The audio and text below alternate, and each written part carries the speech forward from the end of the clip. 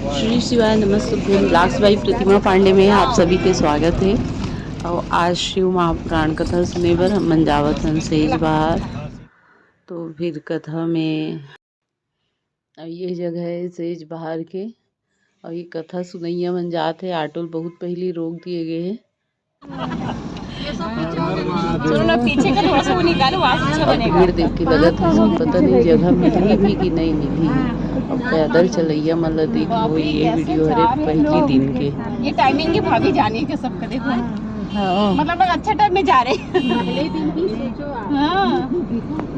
बहुत दिन बाद हो रहा है ना छत्तीसगढ़ में, इसलिए है नहीं ना कंटिन्यू कई बार रहता है ना, तो थोड़ा सा चल। पहली बार जब भिलाई में हुआ ना भाभी इनका, हाँ वो टीका लगाने वाले एक इतना थैला भर भर के पैसा लेके जाते थे उन लोग तो।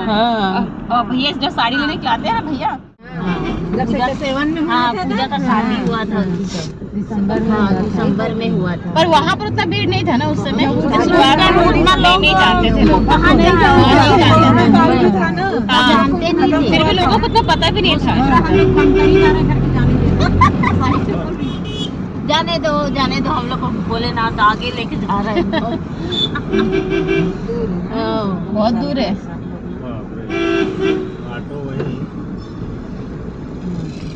ये देख कथा पंडाल में आ गए क्या? पंडाल का है लग रहा है ये देख। अच्छा ये खाना पीने का है क्या? ये देखो अरे वाह, जय भोलेनाथ, हर हर महादेव, श्री शिवाय नम। अब उतार दे भैया अभी वो भैया बस आ जाती देखे ना रहेंगे ना। अब देखे सवाल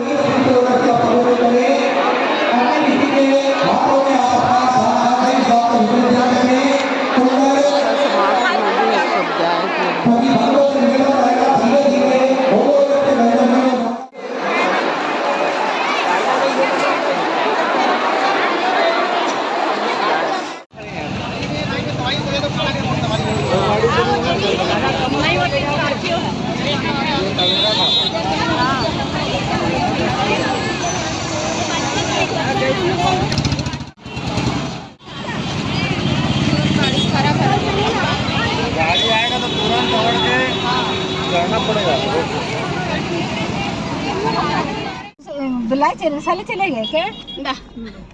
भैया पानी पी लो। मोबाइल भी आ रही तो ही छोड़ा रही से। ये स्कैन पहले प्रसादम में लाइन लगाओ, भगवान अपने आप एक का नाम है खरे घनश्याम दास।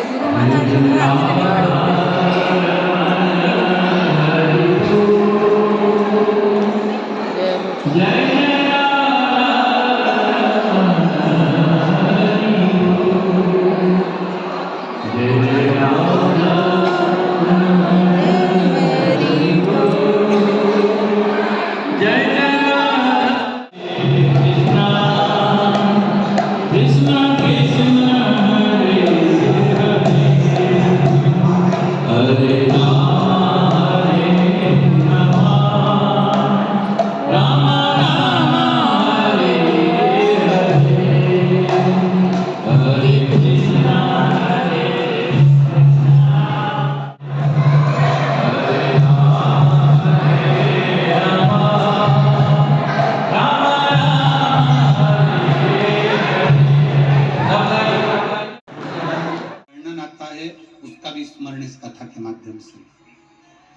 पहले नंबर का तिलक होता है सफेद आंकड़े की जड़ का तिलक। सफेद आंकड़े की जड़ का तिलक। सफेद आंकड़े की जड़ देखिए, आप लोगों ने सफेद आंकड़े का पुष्प देखा है?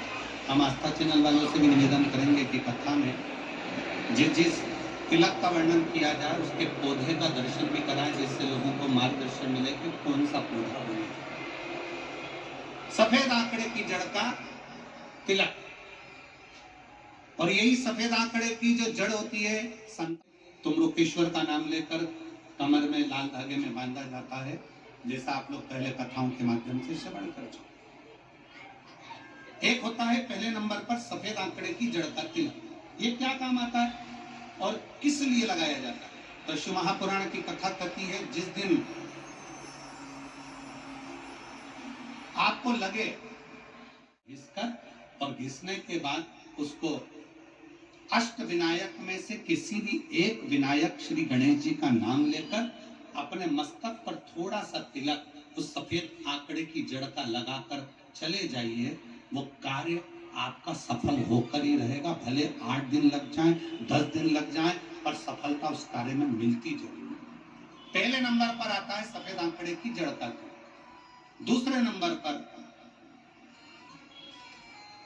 अपामार्ग की बीज का तिलक।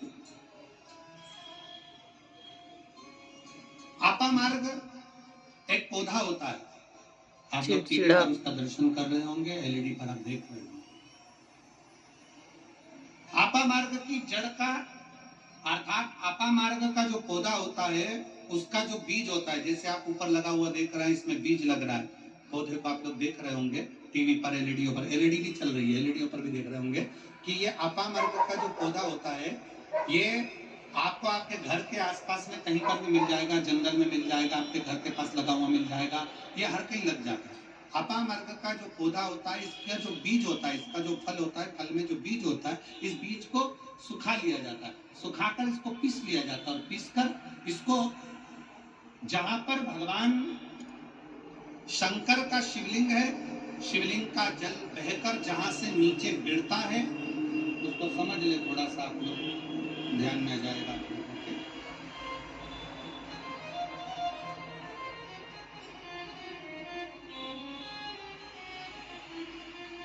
इधर देखिए, शिवलिंग की ओर ध्यान देंगे।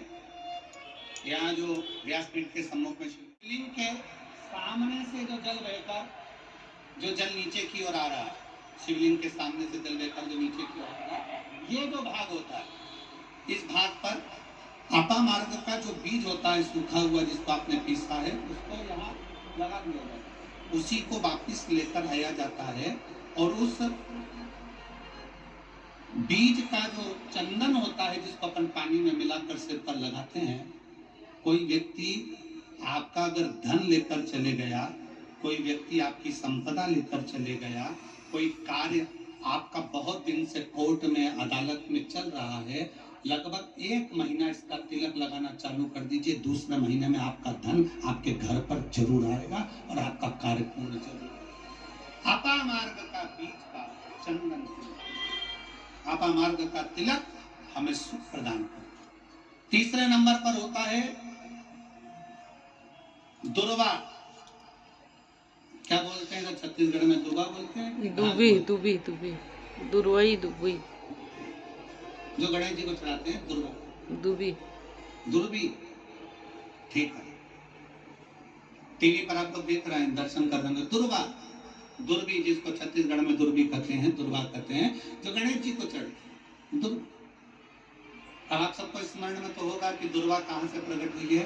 तो शिव महापुराण की कथा में विष्णु पुराण को अगर हम अध्ययन करें तो विष्णु पुराण का स्मरण करेंगे, या कूर्म पुराण को पढ़ेंगे तो उसमें मिलेगा कि भगवान जब सुमेरु पर्वत को मंथन के लिए रखा गया था, तब वो पर्वत नीचे दबता जा रहा था, तब कच्छप भगवान अपनी पीठ पर उस पर्वत को धारण करे थे। कच्छप भगवान जब पीठ पर धारण करे तो समझ लो भगवान नारायण की जंघा पर ही वो पर्वत रखा हुआ, जिसको घर्षण किया था, घर्षण किया।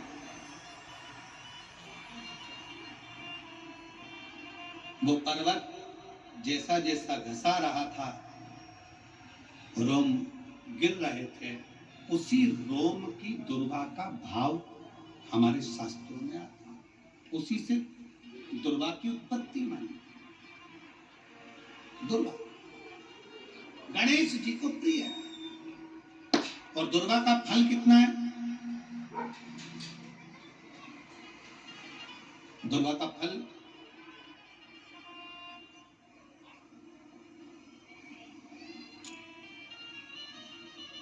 जब एक असुर ने उत्पात मचाया और गणेश जी के पास सूचना गई, तो गणेश जी ने उस असुर को निगल लिया।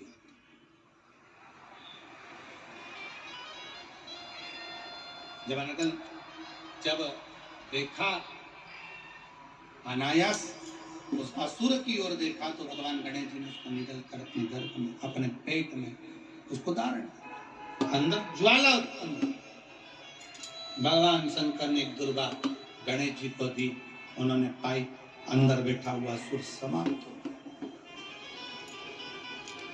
पाप कर्म हो, बेकार कर्म हो, गलत कर्म हो, असत्यता हो, या कहीं हमारे हाथों से हमारे द्वारा कोई पाप कर्म यदि हो जाता है, वैसे तो संपूर्ण विश्व में शिव महापुराण की कथा कहती है 4 स्थान पर प्रत्येक व्यक्ति से पाप होता है। पहला, झाड़ू लगाते समय छोटे छोटे जीव मर जाते हैं जिसका पाप माथे चढ़ जाता है। दूसरा, अग्नि जलाते समय छोटे छोटे पतंगे जल जाते हैं जिसका पाप मस्तक पर चढ़ जाता है। तीसरा, जल में कपड़े धोते समय, स्नान करते समय छोटे छोटे जीव मर जाते हैं जिसका पाप माथे चढ़ जाता है। चौथे नंबर का, चलकर जाते समय अपने पांव के नीचे, चप्पल के नीचे छोटे छोटे जीव मर जाते हैं जिसका पाप माथे चढ़ जाता है। शिव महापुराण की कथा कहती है, एक दुर्वा शंकर जी को, एक दुर्वा गणेश जी को जब हम समर्पित करते हैं तो हमारे मस्तक का सारा पाप अपने आप समाप्त हो जाता है।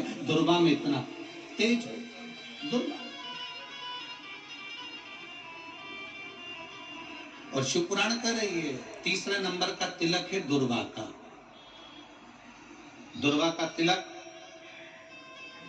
दुर्वा को चढ़ी हुई जब छोटी सी दुर्वा लेकर उसको सूखने के बाद भस्म बनाकर शंकर को चढ़ाकर उस भस्म को लाकर मस्तक पर यदि तिलक लगाया जाए, उस दुर्वा का तिलक यदि मस्तक पर लगाया जाए, कोई व्यक्ति तुमसे कह दिया कि तेरे बस का ये नहीं है, कोई ने कह दिया तू ये सरकारी नौकरी पा ही नहीं सकता, कोई ने कह दिया कि तू ये काम कर ही नहीं सकता, तू मकान बना ही नहीं सकता, कोई ने कह दिया तेरी दुकान चलेगी ही नहीं, चाहे कितनी खोल ले। अगर आपका कोई आत्मबल नीचे गिराता है तो 20 दिन तक दुर्वा का तिलक यदि मस्तक पर लगाया जाए तो आत्मबल भी बढ़ता है और कार्य सिद्ध होता है। ये दुर्वा तिलक की महत्व। चौथे नंबर पर आता है बेलपत्र की जड़ का तिलक, जिसको हम पहले भी कथाओं में बोल चुके हैं कि बेलपत्र कि मिट्टी का भी अगर तिलक लगाया जाए, बेलपत्र के नीचे की मिट्टी का भी अगर तिलक लगाया जाए तो वो भी फल देता है। तो बेलपत्र की जड़ का तिलक तो बहुत मूल है। कभी मान लो कहीं बेलपत्र की जड़ ऐसे नहीं निकालना चाहिए, बेलपत्र हरा भरा रहे तो कभी उसकी जड़ नहीं निकालना, कभी भी। मान लो कोई बेलपत्र का वृक्ष सूख गया, कोई बेलपत्र का वृक्ष अगर सूख गया है, उसकी अगर जड़ मिल गई है तो उसको घिसकर उसका चंदन बनाकर शिव का लेपन कर उस चंदन को अपने मस्तक पर भी धारण कर सकते।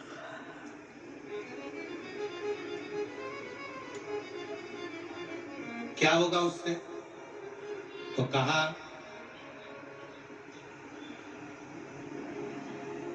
किसी व्यक्ति को कोई कार्य के हेतु आपने बोला और वो व्यक्ति कार्य से इनकार कर रहा है, मना कर रहा है कि ये मेरे बस का नहीं है, मैं नहीं करूंगा, उठा तुम्हारी फाइल लेकर जाओ यहाँ से, ये मैं नहीं करूंगा। तुम्हें लग रहा है कि ये केस मुझे जीतना है और मैं सत्य हूं और मेरा केस मुझे जीतना है और असत्यता भारी पड़ रही है, झूठ भारी पड़ रहा है, उस समय पर बेलपत्री का चंदन का तिलक या बेलपत्री के वृक्ष की मिट्टी का तिलक व्यक्ति को सफलता जरूर देता है। उस तिलक को धारण जरूर करना चाहिए।